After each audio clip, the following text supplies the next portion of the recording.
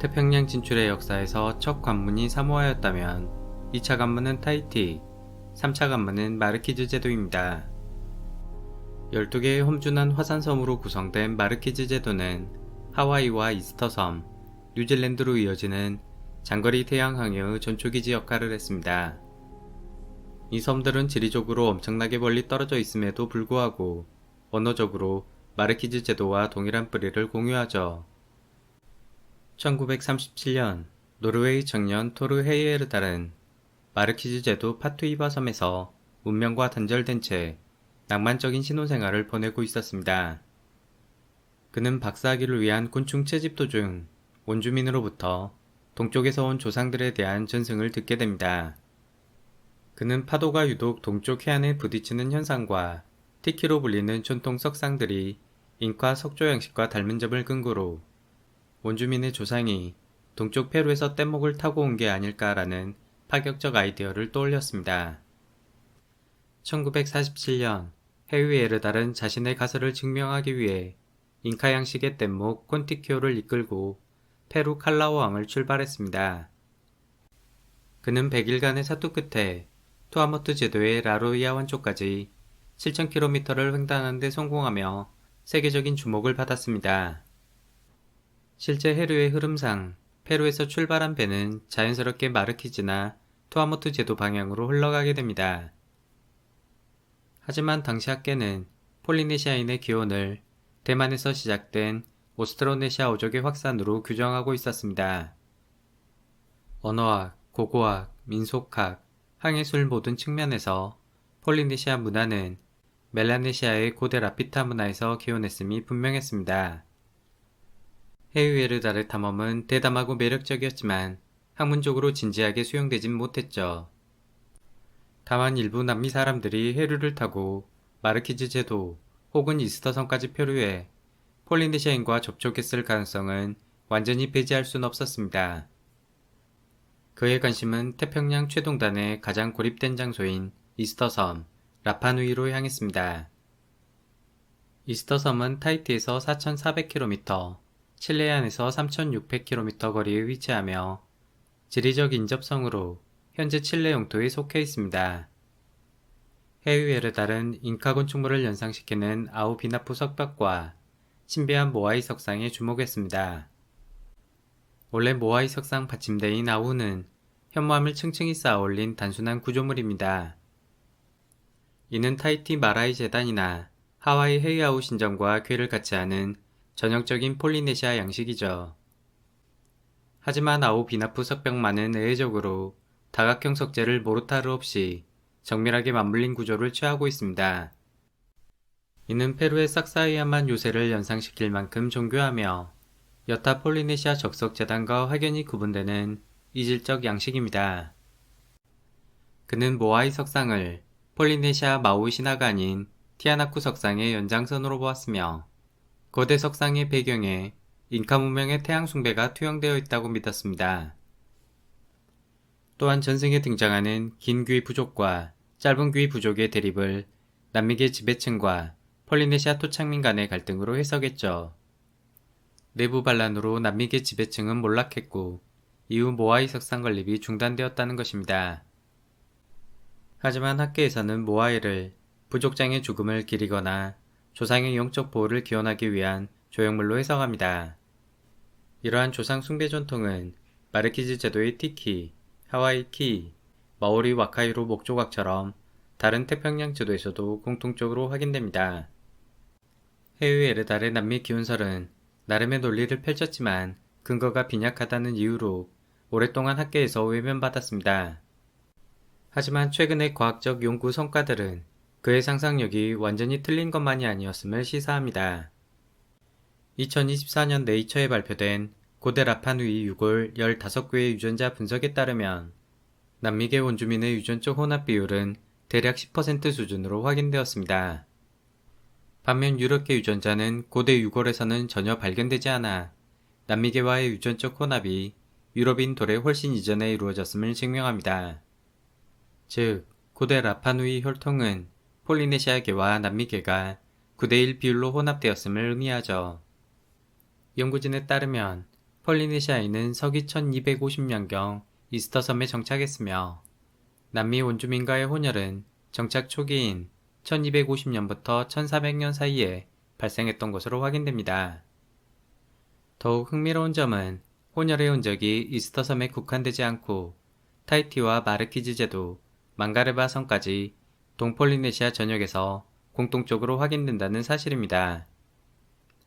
2020년 폴리네시아 원주민 800명의 광범위한 유전자 연구에 따르면 마르키즈 제도의 파투이바 섬은 서기 1150년경 남미계와 유전적 혼합이 가장 먼저 이루어졌던 지역으로 조사됩니다.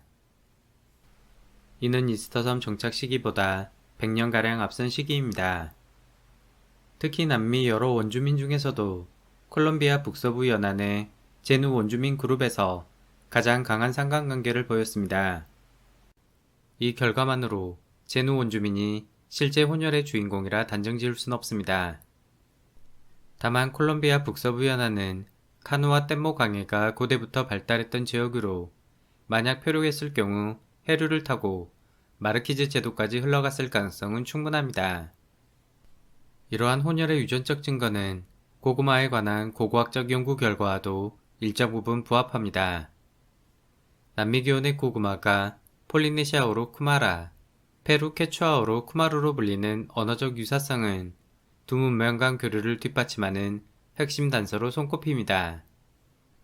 실제 쿡제도 망가이아 섬에서 발견된 가장 오래된 탄화된 고구마 화석은 서기 1100년경으로 확인되며 이는 파투이바 섬의 유전적 혼합 시기와 거의 일치하죠. 학계에서는 폴리네시아인의 뛰어난 항해술을 근거로 이들이 직접 남미 해안까지 항해하여 남미 원주민과 교류한 뒤 고구마를 들여왔을 가능성에 무게를 두고 있습니다. 만약 남미 원주민이 마르키즈 제도로 왔다면 옥수수나 강낭콩 같은 남미의 다른 작물도 함께 전해졌을 것입니다. 하지만 오직 고구마만 확산된 점은 폴리네시아인에게 익숙했던 양과 유사한 고구마를 선택적으로 수용해 귀환했음을 시사하는 정황 증거입니다.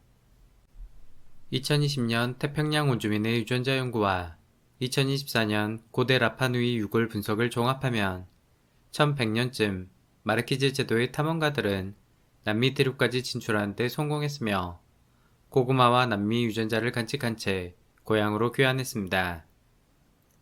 이후 혼혈 집단의 후손들이 1250년경 태평양 최동단의 이스터섬에 정착했다는 시나리오가 그려집니다. 혹은 초창기 유전적 혼합과는 별개로 이스터섬의 라파누이 항해사들이 수차례 남미 해안을 왕래하며 추가적 교류를 이어갔을 가능성도 있습니다. 잉카 문명의 경이로운 고성 문명을 목격한 이들은 고향으로 돌아와 자신의 특별한 경험을 재현하고 과시하고 싶은 욕망으로 아우비나프 석벽을 제작했을지도 모릅니다.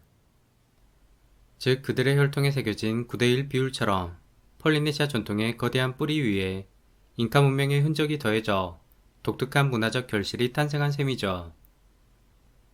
알렉산더의 인도 원정 이후 간다라 문화가 꽃피운 사례나 오늘날 한류가 세계적으로 확산된 현상처럼 남미계 인구 비율이 낮았더라도 문화적 파급력은 오히려 더 컸을 수도 있습니다. 이러한 거시적 문제와는 별개로 어쨌든 태평양 끝자락 외로운 섬에 정착한 초기 개척자들은 자신들만의 독특한 사회체계를 구축해 나갔습니다. 이들은 척박한 환경을 극복하기 위해 수분 증발을 줄이는 암석정원 농법을 고안했으며 고구마와 타로, 얌, 바나나를 재배하고 닭과 폴리네시아 쥐를 사육했습니다. 라파누이 유골의 동위 원소 분석에 따르면 이들은 농경뿐만 아니라 해양 식량을 지속적으로 섭취했습니다. 산호초가 없는 이스터섬은 연안어업에 불리한 환경이었고 주민들은 먼 바다로 나가 주로 돌고래와 참치를 잡았죠. 주민들은 뒤집힌 카누를 연상시키는 길쭉한 타원형 주거지에서 거주했습니다. 또한 목재판에 롱고롱고라 불리는 독자적 그림 문자를 새겨 넣었는데 아직 해독은 불가능합니다. 다른 태평양 섬들처럼 조상 숭배는 핵심 신앙이었으며 시족의 번영을 기원하고 세력을 과시하기 위해 경쟁적으로 모아이를 세웠습니다. 석상 제작은 섬 동쪽의 화산 언덕인 라노라라쿠 채석장에서 수행되었습니다.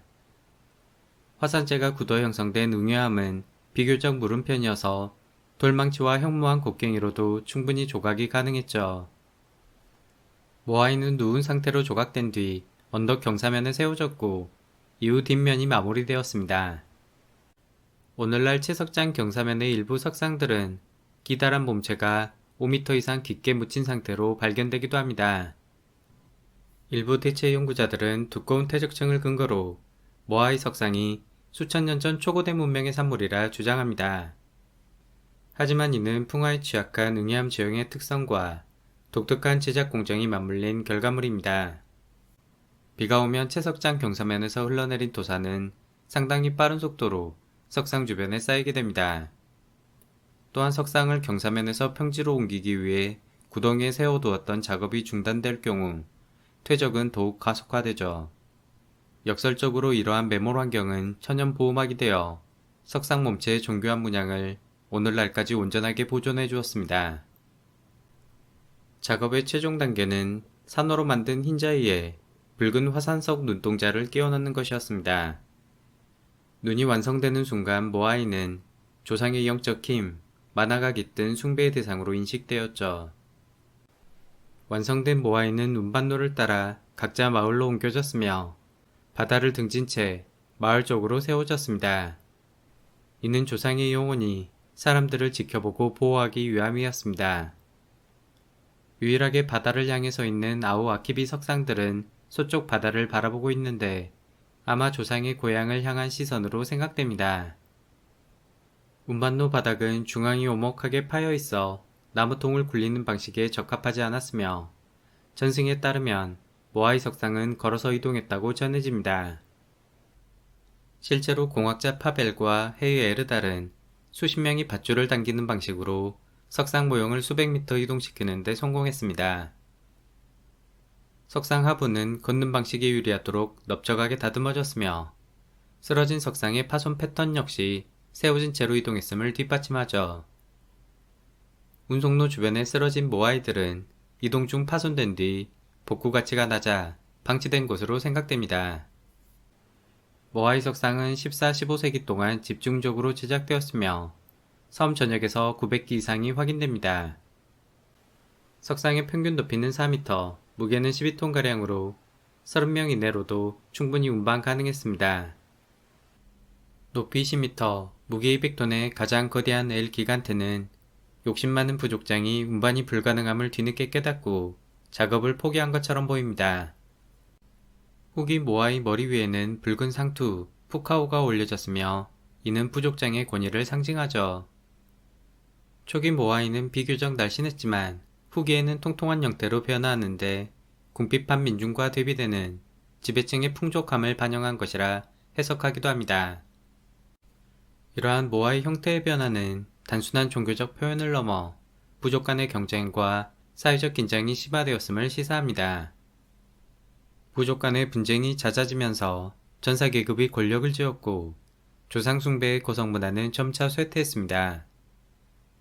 대신 매년 제의적 경쟁을 통해 지도자를 선출하는 버드맨 컬트로 신앙체계가 전환되었죠. 부족을 대표하는 참가자들은 절벽을 내려간 뒤 바다를 헤엄쳐 가장 먼저 바이섬의 제비 갈매기알을 차지하는 경쟁을 벌였습니다. 많은 이들이 추락하거나 익사했지만 승리자는 모아이에 깃든 만화를 계승한 존재로 추앙받았고 한 해 동안 알 채취 독점권과 공모를 받는 특권을 누렸습니다. 이처럼 라파누이 문화가 커다란 부침을 겪고 있을 무렵 1722년 네덜란드 항해가 야코프 로게베는 유럽인 최초로 이스터 섬에 도착했습니다. 로게베는 나무 한 그루 없는 황량한 풍경과 3,000명가량의 소규모 인구를 목격했습니다. 그는 거대한 모아이를 제작했던 전통 사회체계는 더 이상 찾기 어렵다 기록했고 이는 생태적 자살 가설의 증거로 자주 인용되었습니다.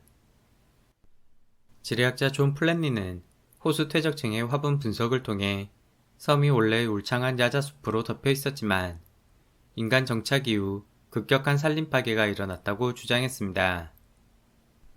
제러드 다이아몬드는 플랜리의 연구를 바탕으로 문명의 붕괴에서 이스터섬을 인류의 생태적 자살의 대표 사례로 제시했죠. 모아이 제작과 운반에 대량의 목재가 소모되었고 이는 산림 파괴의 가속화로 이어졌습니다. 또한 카누 건조에 필요한 목재가 고갈되면서 장거리 항해가 불가능해졌고 섬은 극단적인 고립 상태에 빠졌다고 해석했습니다.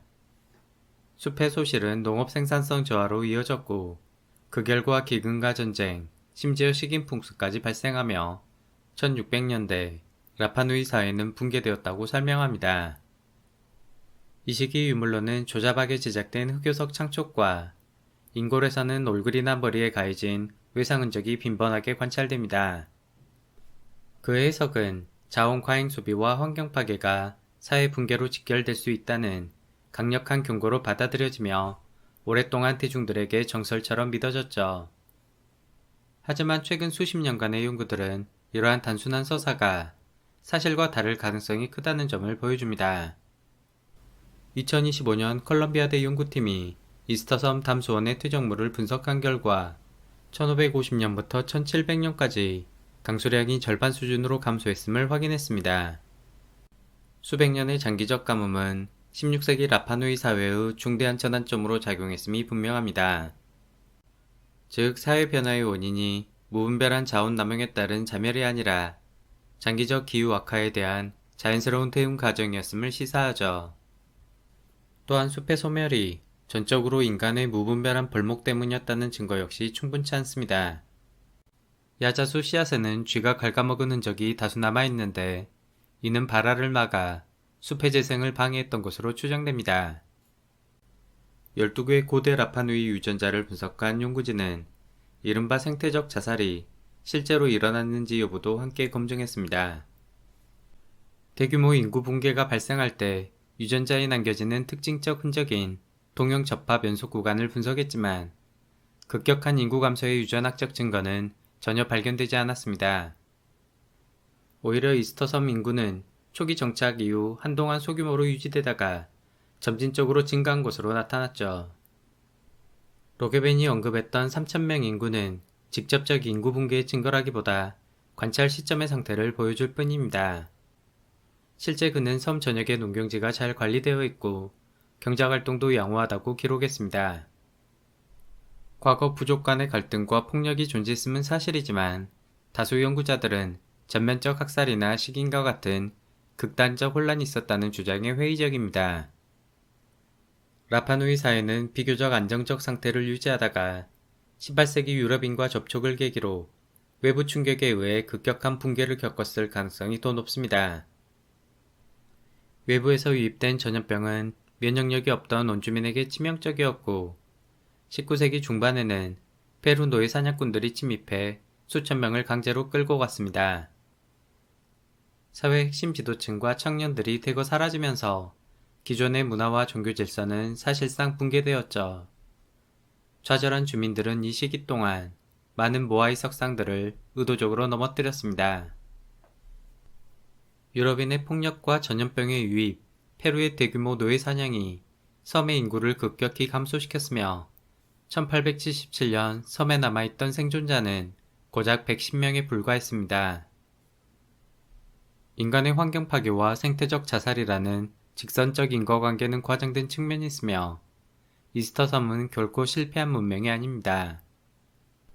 오히려 극단적으로 고립된 환경에서도 수세기 동안 독창적 문화를 발전시켰고 외부의 폭력적 충돌을 견뎌낸 작지만 강인한 공동체라 평가할 수 있습니다.